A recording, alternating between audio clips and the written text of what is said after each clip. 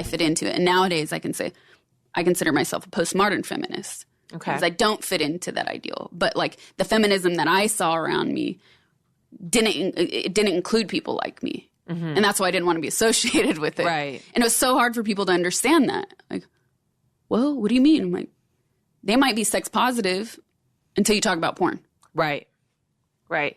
Because it's that whole idea of, you know, and I've talked about this so many times, and this makes me so mad. But when you ask that idea, that question, you're inherently putting the woman in the place of the victim. You're suggesting she has she can't make her own decisions. She can't possibly be an openly sexual woman, an exhibitionist. Like, she can't enjoy these things because women can't be those things. Women can only be one thing. Yep.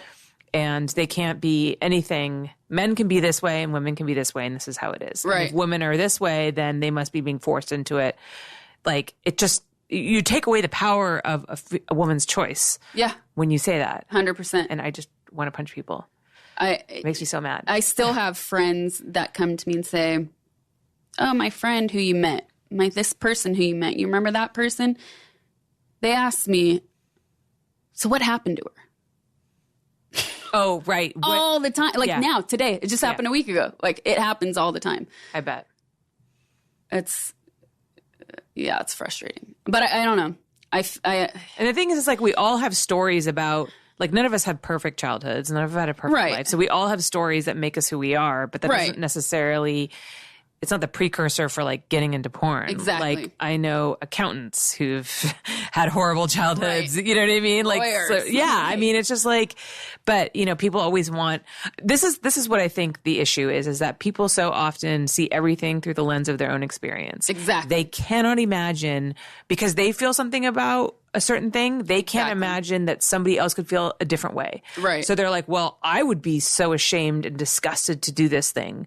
So therefore, this person must inherently feel that way. Right. And they must have been forced into this by some other means, because everybody must experience things the way that I experience it. Right. Because I only see things through my own eyes. Exactly. It's a projection. Yeah. I was talking about this with a friend like a week ago. I was catching up with, who has nothing to do with the adult industry, actually. Mm-hmm. But we were having this conversation of trying to make new friends as you get older. And which is so hard. And people often say, like, are you jaded? I don't consider myself jaded at all. I feel like I'm just an incredibly open-minded and experienced individual. Mm-hmm.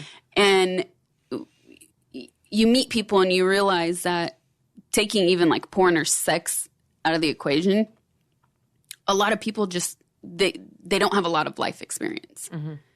And I think that's sort of what separates that school of thought from people who are in the industry and have, you know, a healthy relationship with it. Right. Right. Yeah, no, that totally makes sense. That totally makes sense. So you then put out a photo. Well, no, actually you got into music first. Yes. Right? Well, like I said, I was doing all of these things at the same time. So I was like taking pictures on set really early on. Right. And it was like a few years in the process of making that, actually.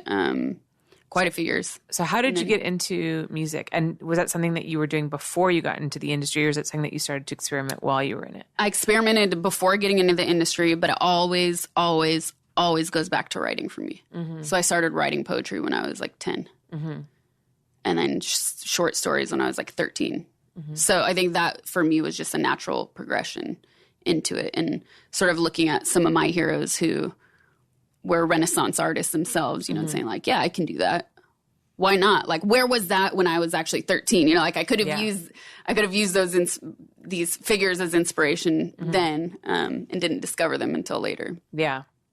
I mean, to me, it feels like you're just very much an artist, and you want to explore art in all different kinds of ways. Mm-hmm. You know, in sex, in photography, in writing, in music. Mm-hmm.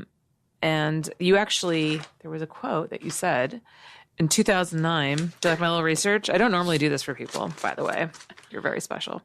On porn, you said, I don't want to segregate it from art because to me it's art. I think a lot of people don't look at it that way, but I do. Yeah. And I think that makes sense to me. And I think back when you were in the industry, that was like less of a thing. You know, Gonzo was really big back then, and like lots of really extreme acts, which, you know, can be art to certain people. Like what your body can do is kind of amazing. But now there's such like a growth in the adult industry, which is so cool, and different people are doing all kinds of different stuff. There's a lot more women directing. Yeah, for sure. Yeah. And there's people like Caden's making these incredible movies, Caden Cross, and then Erica Lust is doing a lot of stuff, and then Brie Mills. And so like we have all these really like different artistic forms of pornography, which has just made the entire industry just flourish so much, and it's just diversified a lot. And I think it's a really great time for us. Yeah.